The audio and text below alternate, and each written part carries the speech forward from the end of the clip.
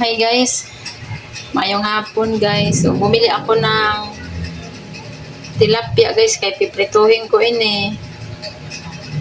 So ito na yung ano guys. So, kaya ganyan ang mantika kasi yung used oil, nilagay ko dyan, tapos hinaluan ko siya ng bago na oil.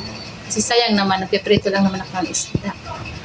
So, kanya-kanya lang tayo ng gusto kung anong gusto natin na mantika, yung used oil or hindi used oil. Bumili din ako guys ng bigas, 5 kilo, kaya wala nang laman ng bigas namin, wala nang laman. Nagluto din ako ng mais guys para baon ni Princess guys. So ayan, mais.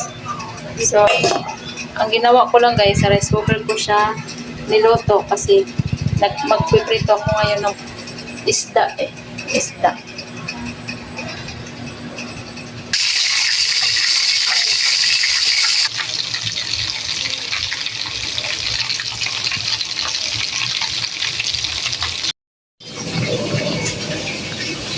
Luto na ang mais guys, luto na. Ang mais, luto na. Meron na naman kaming bulad guys, bigay ng kapatid ko. 10 piraso lang to. So, ang ginamos, hindi niya nadala, naiwan niya. Pero dadalhin daw niya yun ulit pagpunta na dito, pohon.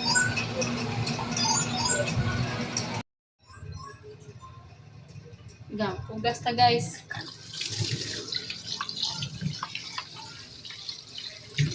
Hugas tayo. Nabunan ko na to.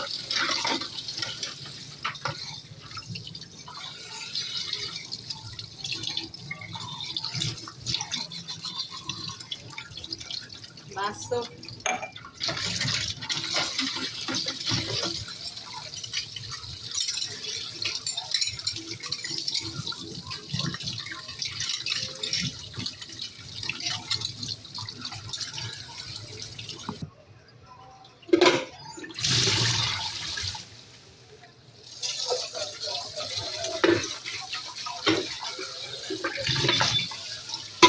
Nabunan na to guys, nabunan.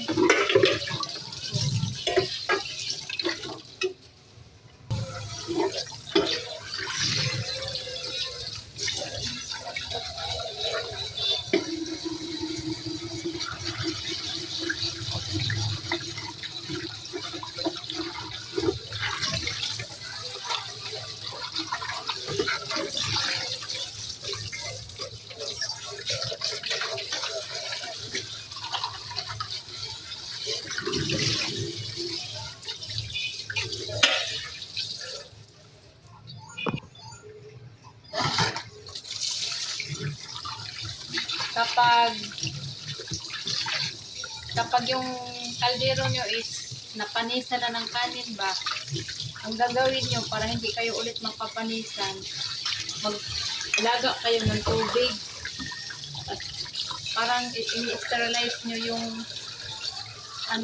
kaldero nyo, laga kayo ng tubig, at yun, hindi na kayo nyo mapapanisan. Kaya i-sterilize nyo lang, puro tubig. Kuluan nyo yung kaldero nyo. Yun yung ginagawa namin. Kaya kahit mainit ang panahon, hindi kami napapanisan ng kanin.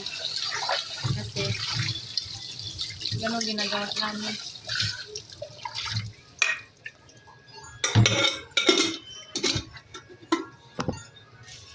Pwede natin ng tissue.